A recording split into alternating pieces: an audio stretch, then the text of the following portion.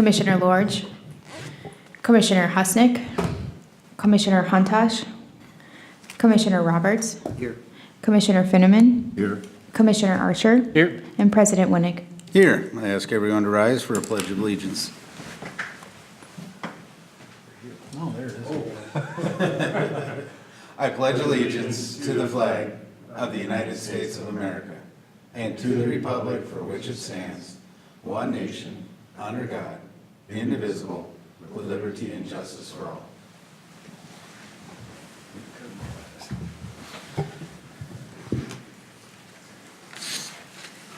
All right, I'll look for an approval of the agenda. So moved. And do we have a second? Second? All those in favor? Aye. Opposed? All right. And now look for approval of the minutes from September 24th. So moved. And do we have a second? I'll second. All those in favor? Aye. Motion carries.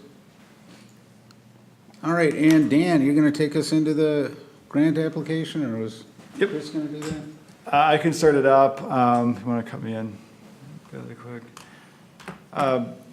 President, members of the EDA, at the last EDA meeting, the request was to go back to Bolton Bank and actually kind of formalize the grant application study. So I did meet with Ryan. We do have here the formalized study with the scope of work of the work that will be outlined in the grant work that's performed out here. As you can see, it's two concept layouts, which will lead to one final two-dimensional layout of public streets and utilities. There's also engagement on MnDOT, just for proposed concepts to make sure that we have the correct requirements for the connection in 97. Any easements needed for utility connections and future Highway 97 expansion. A preliminary wetland investigation, just to kind of help to understand what are the potential developable areas on the property. Again, it's not going to be the formal delineation, it's just more of a potential, so we can kind of see, what areas we'd be looking at. And then again, reviewing the existing 2-foot contours for the project site to identify potential site challenges and just determine general areas for stormwater needs and potential management locations. And then again, the preparation of a final preliminary cost for the final layout. They looked at proposal for this scope of work would be $9,800 with the current grant application. Oh, sorry, I didn't set my computer to go out. Let's see if it works now.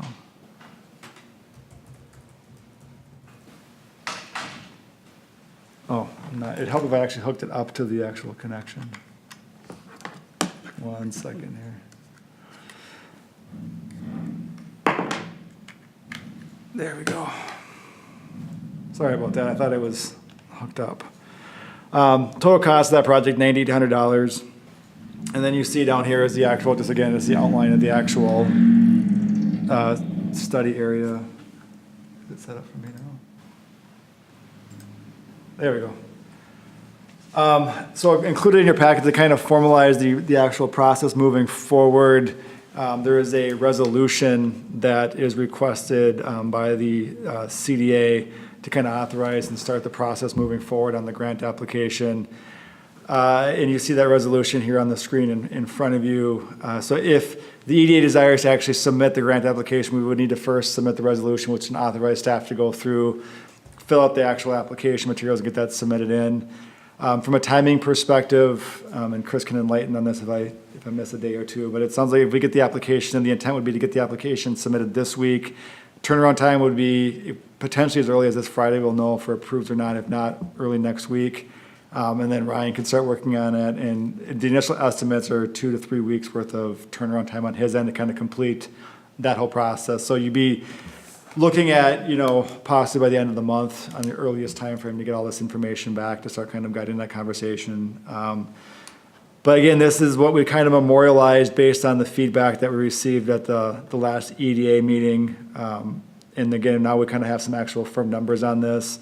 From the EDA's perspective, with $9,800 being the ask for the total cost of the project, approximately $1,900 in correct, Chris, on that for the EDA's contribution towards that grant process? Be 20 cents for each dollar that we put into it, so 2,000 roughly. Yeah, so like 19, Yeah. yeah, a little bit less, so about $1,900 depending upon finals. And again, that, Ryan has basically said we would not exceed that $1,900 correct on that. So that'd be like the bill to amount. So we're at, if we're at $1,900 and there's a little bit less in the project, we cap with that 9,800 on there. I guess with that, I'd be happy to answer any questions to make sure that I just want to make sure that we incorporated all of the asks in this original, kind of bid here. If there's any kind of final questions, tweaks on that. And then also, just, if there isn't the kind of the consideration of the actual, grant or the resolution, so we can formalize and get started on the grant application, this week. All right, thank you, Dan. Just a point of clarification, but with the property just to the south of the proposed land is that triangle that's outside the airport zone, airport fence, of 5 or 6 acres. And can that be included in whatever proposed layouts or lots that would be available? Yeah, and that's a good point. And this map doesn't include it, but the application I started working on does include that on there. So I do Okay. have both parcels listed on the actual grant application. That was kind of, I forgot to communicate that parcel to Ryan. We did the study area. So we will include that 6 acre chunk there, or approximately 6 acre area as well when we do the actual formal grant application.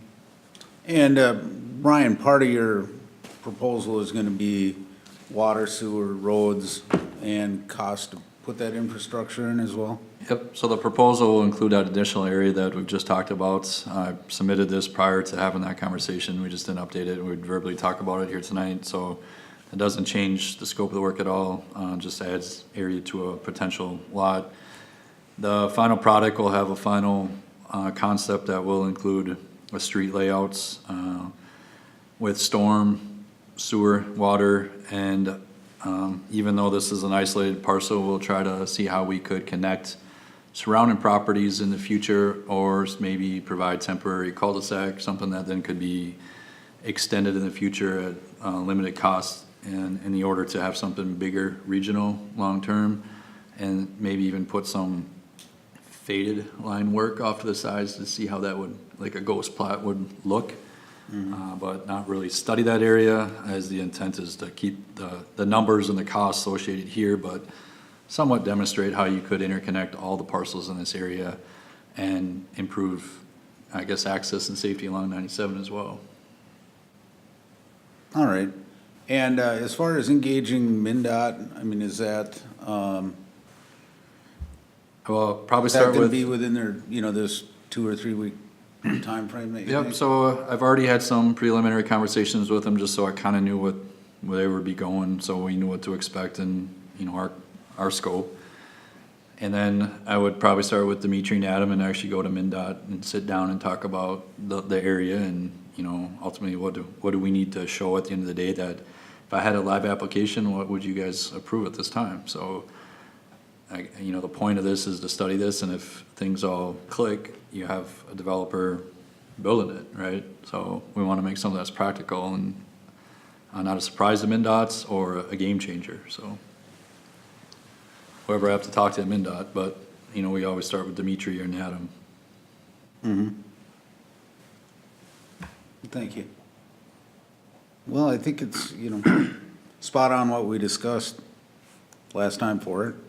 And with the grant covering a vast majority of it, I think it's well worth going ahead with, but I don't know if anybody else has any input on it.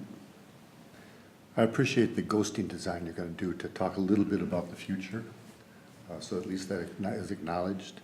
I think what happens on Fondant in terms of a low-density outcome for this property or a higher-density outcome for this property with the potential of 3, 4, 5 actual outlots, maybe more, or down to just a minimal number, but it all depends on intensity. Think about that intersection on Fondant and intensifying that. And that might actually help you understand how you might do the additional egress or access that might be transferred through another property. Those two things. I have a quick question, and we may have clarified this last meeting. Chris, if we find out we need more studies or more stuff on that one property, we can use an additional grant for the same subject? President Winnick and members, good evening. So I want to be careful because it's for the same study area. We've got two different pools that we're going to be looking at. This one would fall into the small pool. So those that are grants of up to $10,000, and that's a 20-cent match of the city for every dollar we put into it. If we go over 10,000, then it would require a one-to-one match. So any new grants above and beyond that would require a one-to-one grant match. So if we do the same study area, just enhance that, or look at it a little differently, perhaps we can talk about that and work our way through that. But I think it's a good start. I really like the proposal, and I can turn this around pretty quick. I think Dan mentioned by the end of this week or early next week for sure. Okay. We'll know for sure. So some of those things that could qualify as additional studies could be soil borings, Yes, which that's you correct. kind of know you're going somewhere anyways. Yeah. There's never been any structures on that property though, right? Not that I'm aware of. I'm sure there was a farm or two, or a shed back in the day, Yeah. but Okay. Any other questions, or look for somebody to make a motion?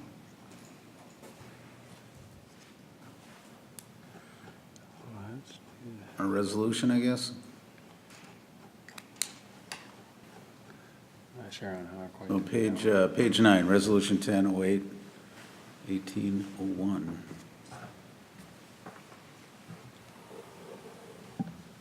Well, I'll make motion to, that we do go forward with this grant study resolution 1008, 1801, for the county to do its due diligence, or us to do due diligence on this property.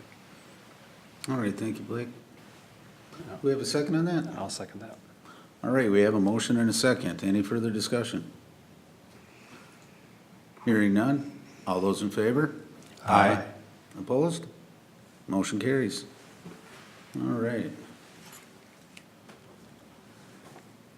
And now, land appraisal bids. President, members of the EDA, I did, kind of as we're getting to that point with the grant application moving forward, we're kind of now at the point where I want to look at discussing what the actual purchase price should be for that parcel, if, to kind of complete the conversation. So as part of that, I did reach out to an appraiser last week and kind of asked, what if that's something that they would normally do, and then B, kind of what the process typically is for this type of an appraisal. Because this isn't like your standard house appraisal where they can go find like comparable sales pretty easily, because each raw land sale is different, intended use down the road is different. So kind of through a course of a fairly lengthy conversation, you kind of ask some questions in terms of like, what's the current state of the land, what's the proposed state of the land, utility expansions, just kind of like a whole kind of cavalcade of questions came up. And then when I kind of told them that we were looking at doing this grant study, this kind of the grant application study, it sounds like the recommendation was that once the results of the grant study came back, that would really kind of help guide the appraisal side of it. In the fact that this is typically would be viewed as transitional land. It doesn't quite fall under what would be viewed as a traditional farm or ag sale, and it wouldn't necessarily be a full development lot. Two things with that too. He said the price of the lots would be variable, or price of the square foot would be, if you're going to develop, say, a 10-acre chunk will be one price, but if you're going back to multiple 4 acres, he said there's a whole bunch of like different subtle variables in there. And he said basically the approach that would be recommended would be to kind of look at this from strictly like if you're a private party developer kind of coming in as a starting point, to say if you were going to look at purchasing for X, the land price would have to be, you have to sell the lots back for Y. So kind of that more private sector analysis work on that. But the recommendation, when I kind of went through like what we were looking at doing with the grant application, he kind of said, if I get that information, I'll make sure that my appraisal is in line with what the vision is in terms of, that once it's transitioned out of ag, if this goes forward into the next level of industrial park, he'll make sure it's more of an apples to apples comparison. You kind of go back out to market and kind of see where those land sales are. He just said it's extremely tough just to go find a parcel with a unique characteristics that, any raw land would have. And then again, he wants to make sure it's an accurate appraisal. Just ballpark price on the appraisal was somewhere in the ballpark of 3,000 to 4,000, again, depending upon the amount of work that he did. So if we bring back a package that has a lot more of this kind of base information already completed, that price will go down.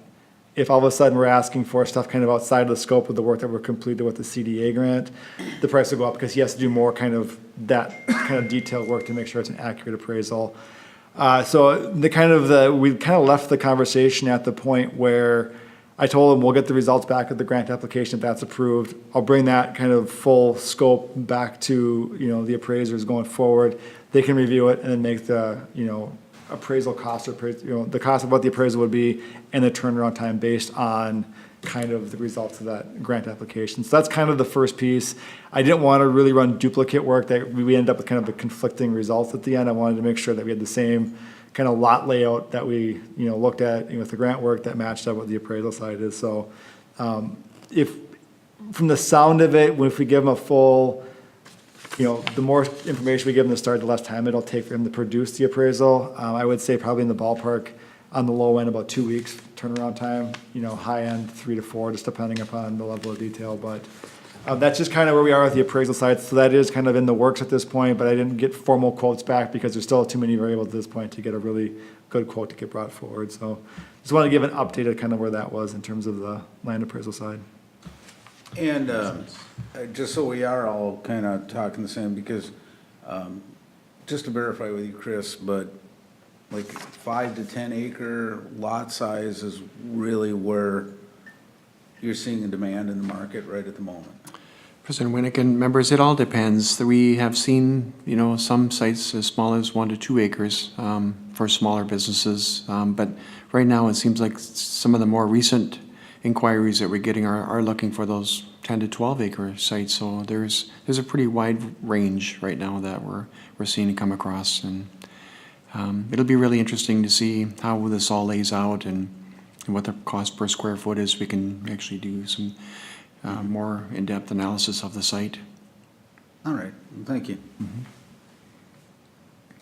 All right, so you don't need a motion, that was just No, kind of an update. I think, as this kind of process moves forward, I spoke to the appraiser. I said, I'll just kind of keep them in the loop as to kind of where we're going with it. And, if we're starting to get information compiled, ahead of it, I can go out and reach out with a bid saying, here's what we're going to have, can you give me an estimate so that way we can kind of not lose a meeting, getting a bid, I'll make sure that we try to get the bids back in time so we can get them approved at a meeting. But that's kind of just the time frame in terms of the appraisal side. And then once that appraisal side comes back, we'll have the complete picture as to the land sits now, kind of what the complete price would be as a fully developed, if it goes into an industrial park, what that total cost would be. All right, thanks, Dan. Any other questions for Dan? All right, we'll move on to the expansion of the Downtown Business Incentive Program. And President, members of the EDA, so we have, just as an update, we did receive an application actually as of maybe about an hour and a half ago from Dandy's about, so we did have we have an active application in for the Downtown Business Incentive Program, which is, positive news. We're getting a little bit of feedback on that and some, requests coming in. So haven't had a chance to fully review their application yet. It just came in at the end of the day today. But that being said, there was some, conversation at some time about potentially expanding that out past just the MU1 and MU2 zoning districts that currently entails. So what you have here on the map is just kind of the zoning area where that is currently MU1 and MU2, and it's actually it's taking us a second to load, but it's this pink area here is the MU1, and then the orange, or the yellow area with the stripes through it is the MU2 at this point. Here's Highway 61. Here, right, going down here. And that was the original areas that were, actually the original area was just the MU1 when it was first proposed. As it kind of evolved, we did add in the MU2 area as well.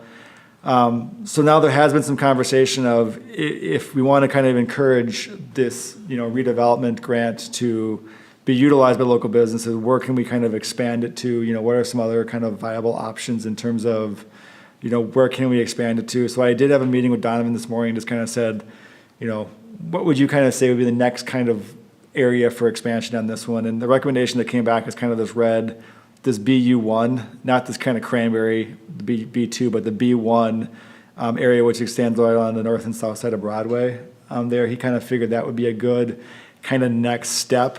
And then the comp plan also envisions this being extended out, so there'd be, this backside here would also be included in that when the next comp plan revision comes out. Again, kind of the priority on this would be more of the, kind of trying to encourage the, smaller businesses to do that, trying to encourage that redevelopment work or, kind of a siding improvement or business improvement that take place here. The kind of concern, if you got in that B2 where you're kind of looking more at the larger unit, larger commercial users, some of those have current, they have mandates in their contracts that say every so many years you need to rescan or update your, your storefront.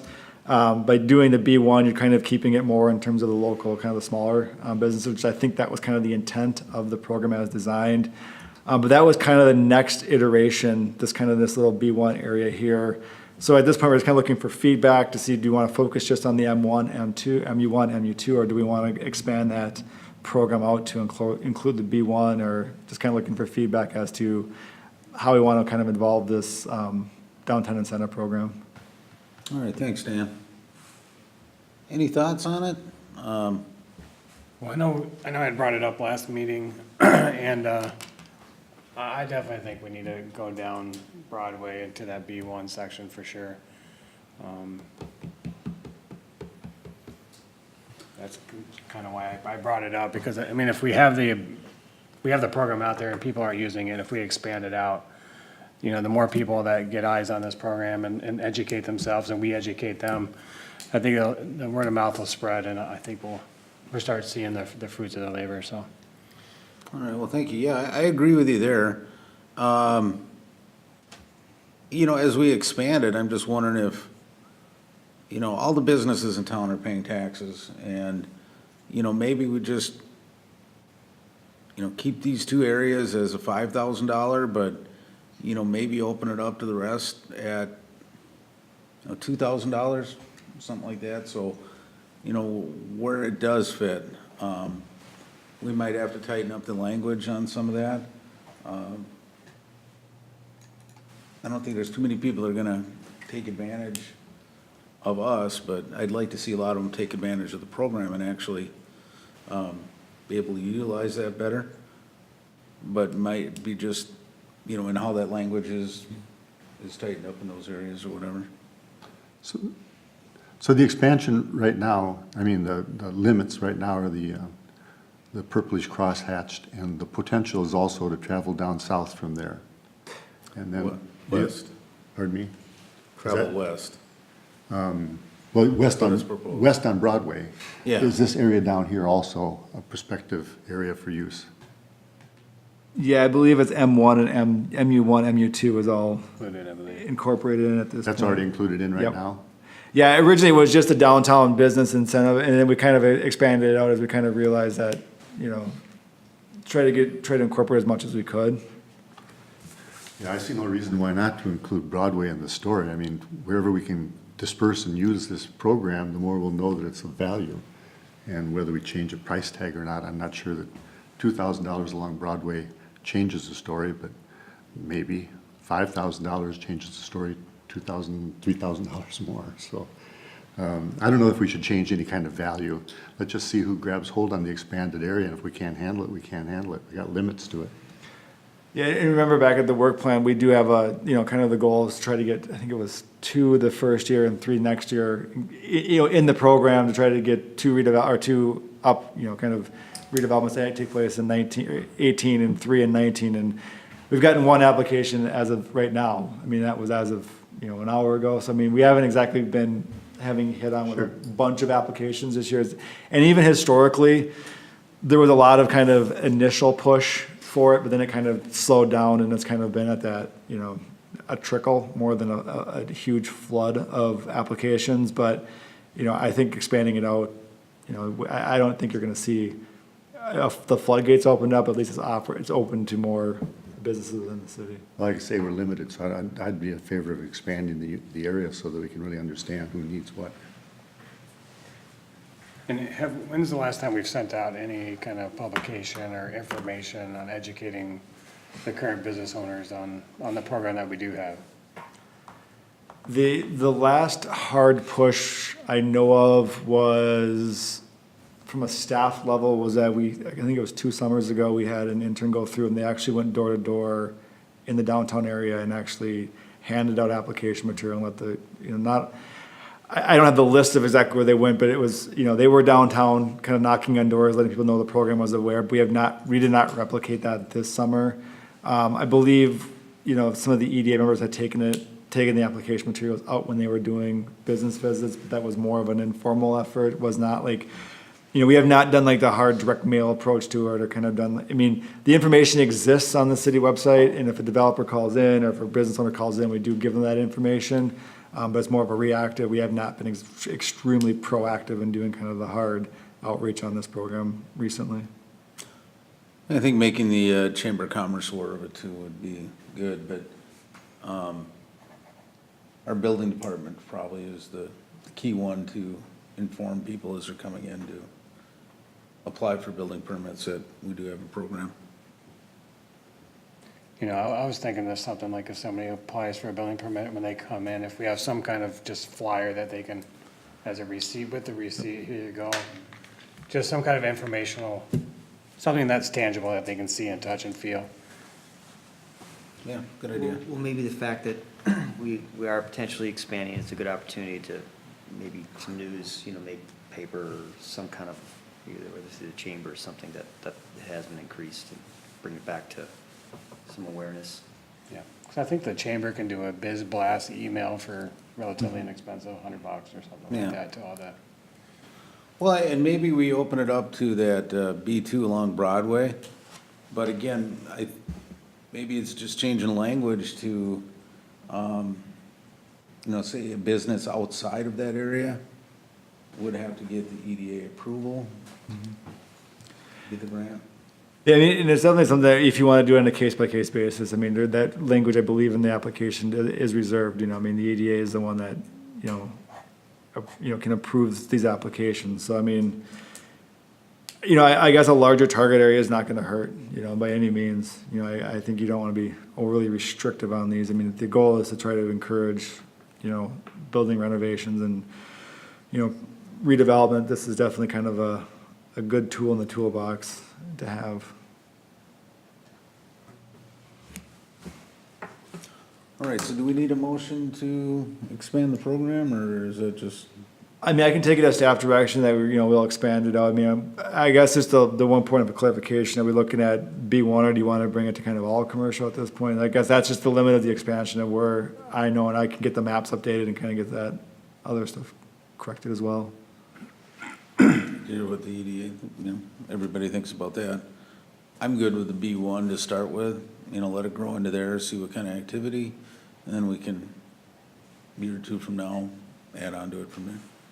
I'm fine with that. I would agree. All right. You got what you need, Dan? And just update that, I think we should just update that application at the bottom, unless Aaron wants to get some applications. Yeah, good catch on that. Yeah, I noticed that when I was handing out one of the applications recently. I noticed that needs to be updated, so I'll get that updated. All right. Move on to other.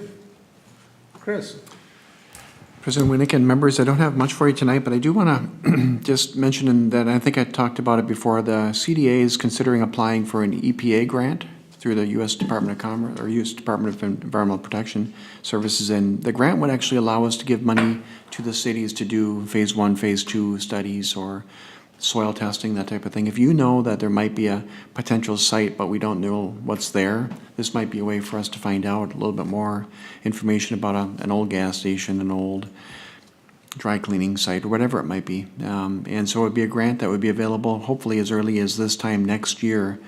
And it would be no match required. It would be federally funded. And so if you have some sites in mind, or if you know of some properties that you'd like to start thinking about maybe doing a small inventory of potential sites where we could maybe do some studies, that would be really important for the grant. We don't know where they're at yet, but we want to start with an inventory and then maybe just start thinking about a phase 1, phase 2 soil testing, that type of thing. So we're hopeful that the grant will be submitted in December.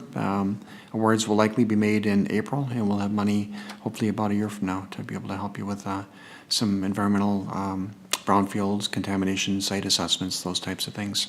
So. So do it should those have help to you. be city-owned properties, or can No, it be it private? certainly could be privately owned as well, assuming that we would have the permission of the owner to do those tests and that type of thing. But yeah, that would be made available for privately owned as well as city-owned property. Do we have much of an inventory list at this point that we know of? Nothing formal. I mean, everything that you kind of hear is kind of hearsay at this point. I mean, so there's a couple possible sites, but nothing that I know of that's like, here's a known location. That's a, you know, Dry cleaners. The old dry cleaner. Brian has one in his. Yeah. But if we're gonna be party to this, somehow we'll have to assess the schemes so we Right. find that inventory. Yeah, I mean, and at this point, like I said, I mean, we don't have a list of like known potential. Well, and really, brownfield it's sites looking for redevelopment, correct? Correct, yep. So if you've got an area that you'd like to study, this would be a Dry good way. cleaners was just redone, so that probably wouldn't be. Yep.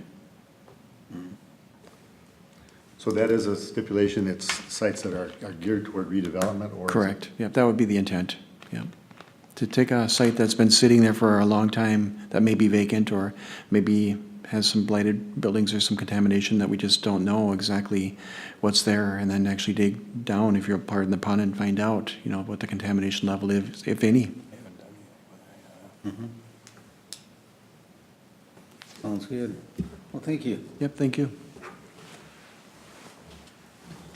Any other business to bring up before the EDA tonight?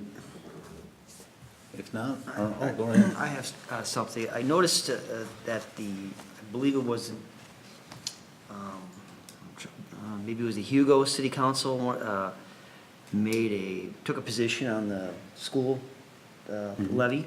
And I'm just, I guess, curious if the council is going to do that, and regardless whether or not the EDA would be willing to make a position on that.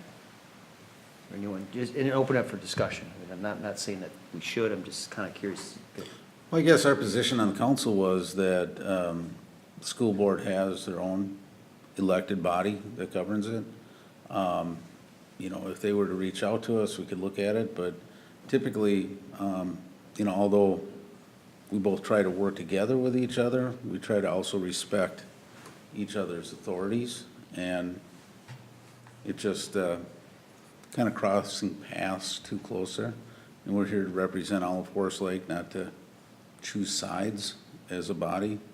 And so the council, Forest Lake, Columbus, I think Scandia too, all decided that, you know, they weren't going to try to interfere in another, it's the independent school district, they're their own elected officials, and try not to interfere with that.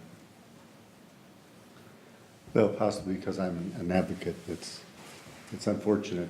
I understand that point of view. I always just wanted to join as much of an advocacy group as I could, so if this could become just an opinion group that says, we like the idea, that'd be cool, but I see your catch. Yep, and I think with the growth that we have coming and number of teachers leaving our school district, I think our school district is an asset, and to some extent in our mission statement, I think we have an obligation to at least talk about it, so. I'd applaud any move forward we can make to somehow sound an opinion that's positive. So I'll join any of that. Right. I think just as far as an EDA and not so much city council, I completely understand, we're not elected here, we're appointed. Being that, obviously you could argue the point, but talking about what schools do to bring in new development, whether it's commercial, residential, whatever, anyone I've talked to, that's always been a positive, the schools. You talk to the realtors, I mean, that's the first question, one or two questions they'd ask, how are the schools? And so, I think that, maybe at the next meeting, if it could maybe be brought up with when everyone's here to have a little bit of discussion. I know we're kind of getting close then at that point, but that would just be a recommendation, is that maybe we talk about it the next one as a larger group, more of the here. But that's, I completely understand your side on your point on the council side of things, but again, the development part, that's what we're here for. I think it might be something that we might want to look at. I think it's definitely worth a conversation. Thanks for bringing it up. All right. Don't hear any other I just business? have a couple of just quick updates. Just from a staff perspective, one thing that we are working on doing inside the building department is as we kind of, the 18 building season kind of wraps up, we looked at getting a contractor's breakfast established. We kind of do kind of a breakfast version of a lunch and learn where we basically look at, here's a potential change in the building code. And it's more, not necessarily like a chance to, shame contractors for not being in compliance with building code, but kind of a chance to say, we had a change on certain section of code. Here's how you make sure you're in compliance with it.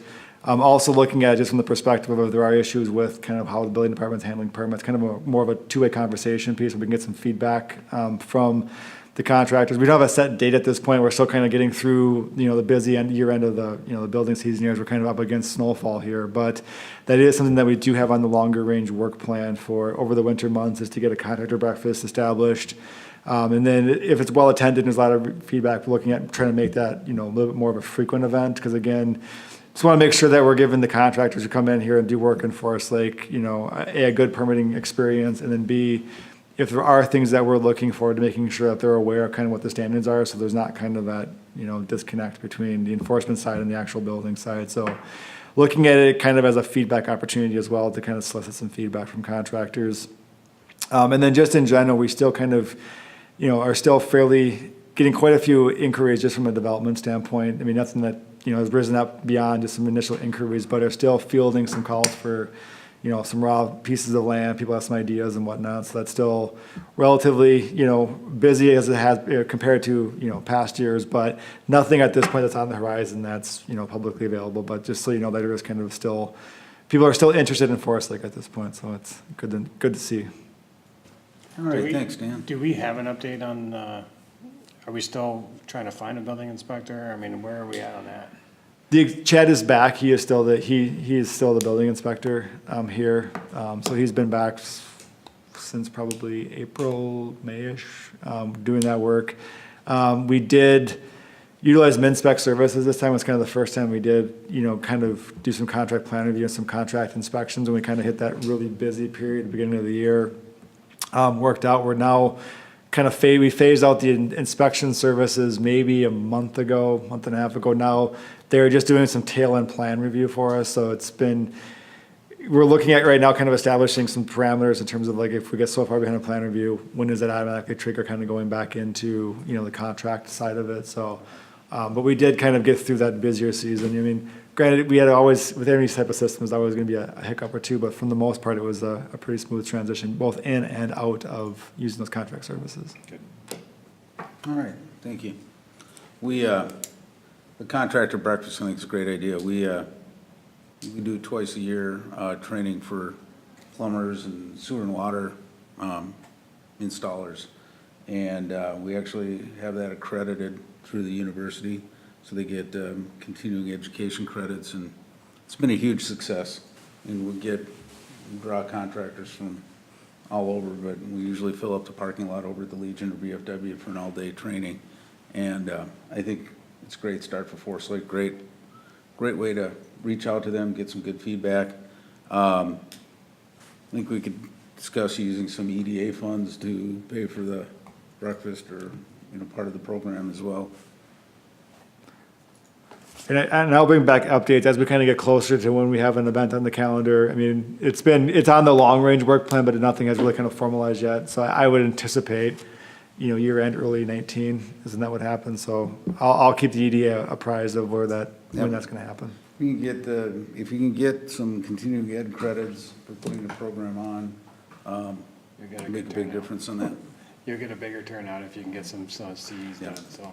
And we looked at MinSpec. One of the members down there is an accredited teacher for those. He actually can lead those classes. So we had talked about potentially bringing him out to do, a certain section of code, that we've, had some that we've kind of identified, kind of going back through like where, if there were any kind of a trend in terms of like where we're seeing some not violations, but just areas of, that were being missed, can we kind of go back to our own, data set and see what's there and just kind of bring that forward as an opportunity for education.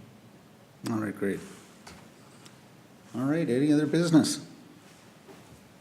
Hearing none, we'll look for a motion to adjourn. So moved.